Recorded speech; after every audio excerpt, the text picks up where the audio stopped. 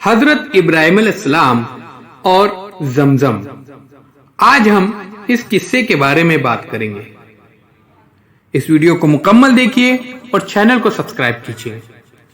حضرت ابراہیم علیہ السلام اللہ کے حکم سے حضرت ہاجرہ اور اپنے بچے حضرت اسماعیل علیہ السلام کو جو ابھی پیدا ہوئے تھے ایک ایسی جگہ چھوڑ آئے جہاں دور دور تک آبادی نہ تھی اور نہ پانی تھا اور نہ کوئی درخت تھا۔ حضرت ہاجرہ نے حضرت اسماعیل علیہ السلام کو ایک پتھر کے سائے میں لٹھایا اور خود پانی کی تلاش میں ادھر ادھر دوڑی، لیکن پانی نہ ملا۔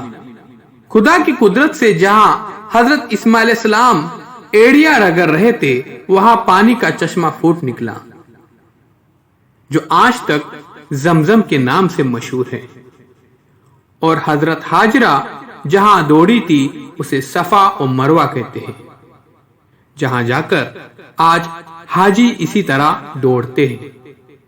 جی ہاں دوستو، آج ہم بات کر رہے ہیں زمزم کے پانی کے بارے میں۔ یہ ایک ایسا کرشمہ ہے جسے کوئی نہیں کر سکتا۔ اللہ تعالیٰ نے اس جگہ سے پانی نکالا جہاں حضرت اسماعیل علیہ السلام ایڑیاں رگڑ رہے تھے۔ اس ویڈیو کو اپنے دوستوں تک، اپنے اسٹوڈنٹ تک شیئر کیجیے تاکہ وہ اسلامی نالج سے واقف ہو سکے۔ چینل کو سبسکرائب کیجیے، لائک کیجیے۔